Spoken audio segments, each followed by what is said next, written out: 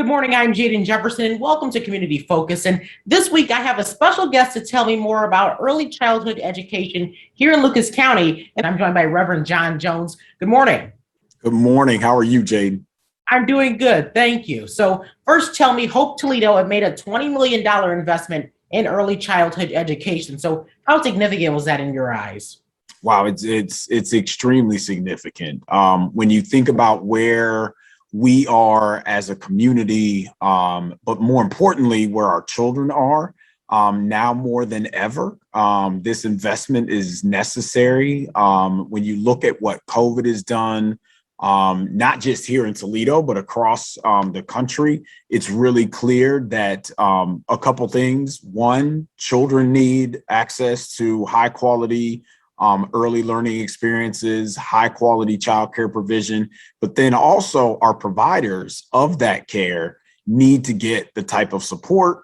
The workers in the industry need the type of support because without childcare providers, our workforce can't get back engaged and get to work. So you're talking about a huge investment at a critical time in our community. Where exactly is that money going to go?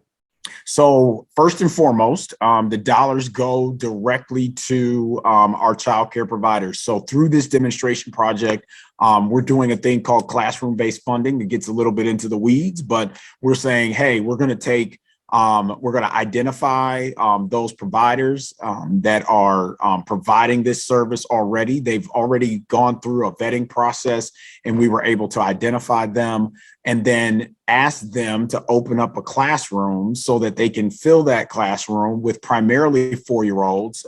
There may be a few 3-year-olds in that mix that are on the verge of turning 4. And so the funding that we have goes to offset the cost to get to high quality. What we know in this community is there are several funding sources that exist. So the county, through Job and Family Services, there's a thing called publicly funded childcare. We also know that the state, through the Ohio Department of Education, they have some funding that goes towards ECE families that qualify. But most times, families don't have the dollars to pay. Those families that are middle income and are doing as well as they possibly can, childcare costs a lot of money. And so what we're here to do is to try to help defray that cost so that families who generally would not be able to afford it or what have you, we're there to try to help close that gap. And we work with providers so providers get those funds directly. What are the benefits of pre-K? I know a lot of students, they really do go right into kindergarten with not really with a solid foundation for what's to come. So what's the importance of that?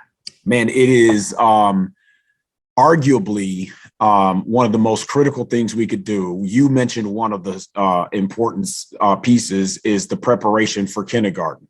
We know how important those early learning stages of life are, but when you go past kindergarten, 3rd grade, there's the thing called 3rd grade reading test. Students who have access to early childhood do better at those 3rd grade reading tests. They do better at 8th grade math tests because in the state of Ohio, the 3rd grade reading test, the 8th grade math test, those are required. And then, which we think is critically important, these students go on to graduate at a higher clip. And through that graduation, now they have access to a world of post-secondary opportunities, which then open the door for them to be able to find jobs that are gainfully employed jobs. One of the things that I often say is that we need to be working real hard as a community to create tax producers, not tax consumers.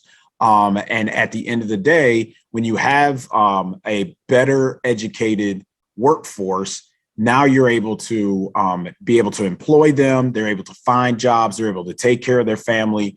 And oh, by the way, can hopefully break the cycle of poverty that they may have been in earlier in their life.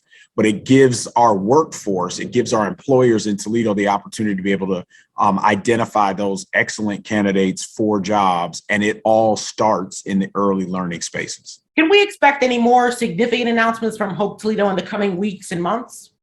There goes Jaden Jefferson trying to get the trailer spoiler. You know I am. I know you are. I know you are. Right now, to be very, very honest, right now, we don't have anything on the horizon that is super significant.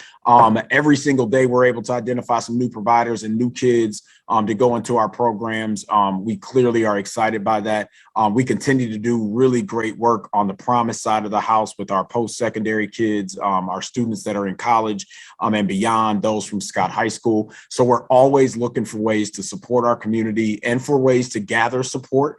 We're really excited by this. And we think that if while we may not have anything big to announce, I think what is critical is the fact that we were able to identify some very key partners in this process, being the city, the county, ProMedica, which is a really big deal, to have the business community in this effort, and then Toledo Public Schools, because of the fact that they're doing their own work internally. They're going to add to this mix by increasing the service provision that they do. We're not done with that. We've got some things that we're working on as it relates to Washington Local and some other schools.